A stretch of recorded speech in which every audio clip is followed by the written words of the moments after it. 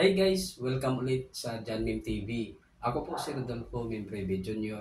at isa na namang makabuluhang video ang gagawin natin ngayon. Sa bidyong ito ay ituturo ko naman sa inyo kung paano magpalit ng admin at Wi-Fi password pati na rin Wi-Fi name ng inyong PLDT Huawei router. Ito ay dahil sa request ng iba nating mga viewers dahil magkaiba kasi ang mga settings sa iba't ibang mga brand ng router. Kaya wag na natin patagalin guys, pero bago ang lahat, wag niyong kalimutang mag-subscribe at mag-like at pindutin ang notification bell upang maging updated kayo sa susunod kong mga uploads na video.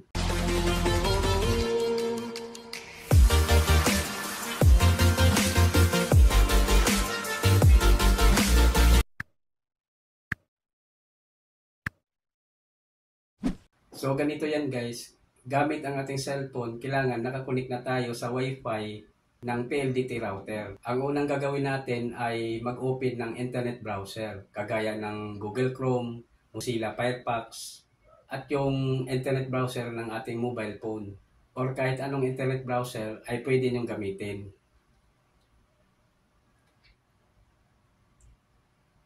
So, itap lang natin itong Chrome.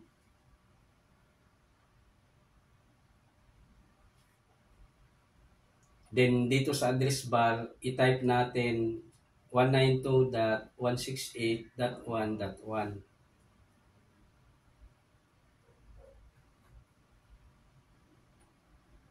Then tap go. So ito yung lumalabas. Your connection is not private. Attackers might be trying to steal your information from 192.168.1.1. For example, password, messages, or credit cards. Pero hindi naman siya threat dahil router lang ang bubuksan natin. Kaya itap lang natin itong advance na makikita dito sa baba. At dito, this server could not prove that it is 192.168.1.1. Its security certificate is not trusted by your device's operating system. This may be caused by a misconfiguration or an attacker's intercepting your connection. Pero wala namang problema yan, kaya itap lang natin itong proceed to 192.168.1.1 and set. So ayan guys, ito na yung login page ng router. At yung default account name ay admin. At sa password naman ay 1234. Yan ay makikita nyo rin sa likod ng inyong router.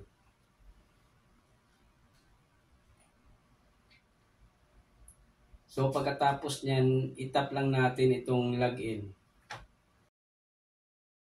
So dito guys, pwede na nating palitan yung kanyang login at Wi-Fi password.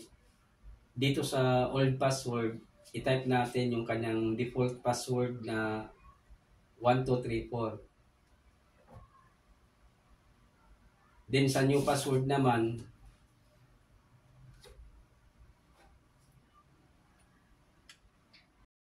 sundin lang natin yung kanyang format upang maiwasan natin magkaroon ng error.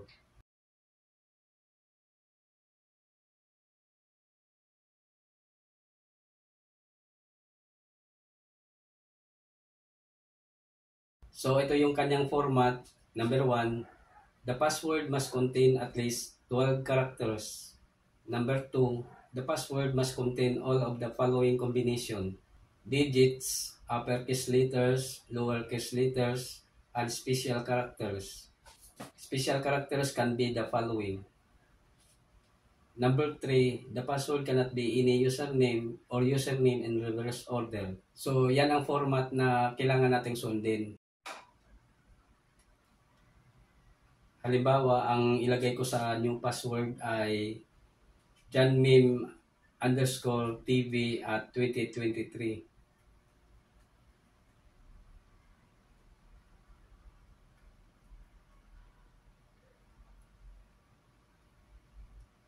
Then, i-retype lang natin sa baba para ma-confirm.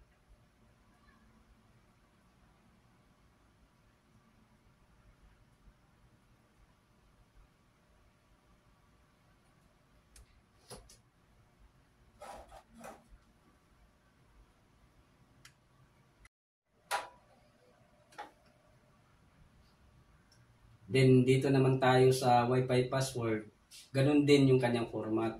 The Wi-Fi password must be at least 12 characters long and must contain the following: uppercase characters, lowercase characters, digits, and special characters. Advice ko lang guys na mas okay kung iisang password na lang ang gagamitin natin upang mas madali lang natin maalala. So dito sa 2.4G, ganun na rin ang ilagay ko. JohnMeme_TV at 2023.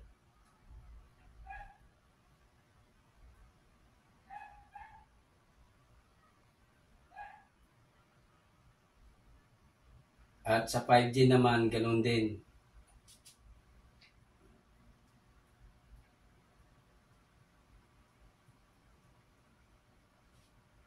Then, itap natin itong update.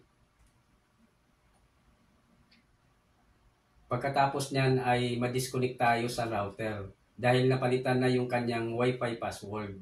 I-reconnect na lang natin siya ulit gamit ang ating bagong Wi-Fi password. At para mapalitan na rin natin yung kanyang Wi-Fi name. So, dito mag-reconnect ulit tayo. Itap lang natin yan. At itype natin yung bago nating Wi-Fi password. JohnMeme_TV at 2023. Then tap connect.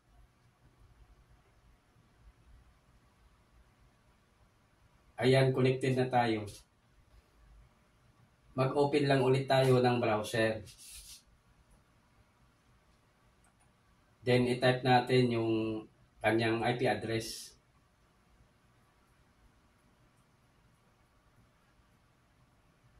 Then tap go. So mag-login ulit tayo gamit ang bago nating login password. Dito sa account name, ganun pa rin, admin. At sa password naman, i-type natin yung bago nating login password. JohnMeme_DB at 2023. Then tap login.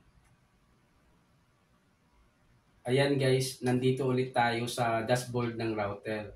At para mapalitan natin yung kanyang Wi-Fi name, isilik lang natin itong WLAN sa bandang itaas.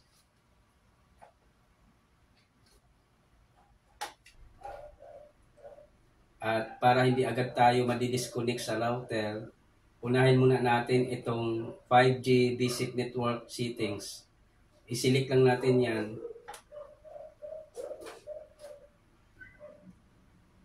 Then dito sa SSID name, nasa inyo na kung anong gusto nyong ilagay na Wi-Fi name.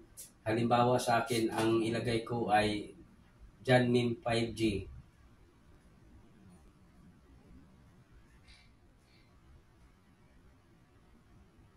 Then itap natin itong apply.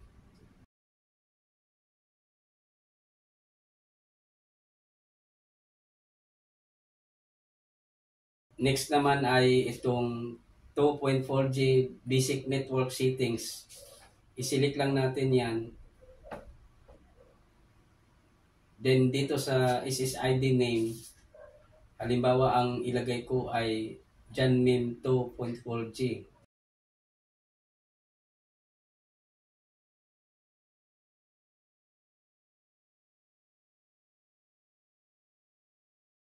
Then itap natin apply.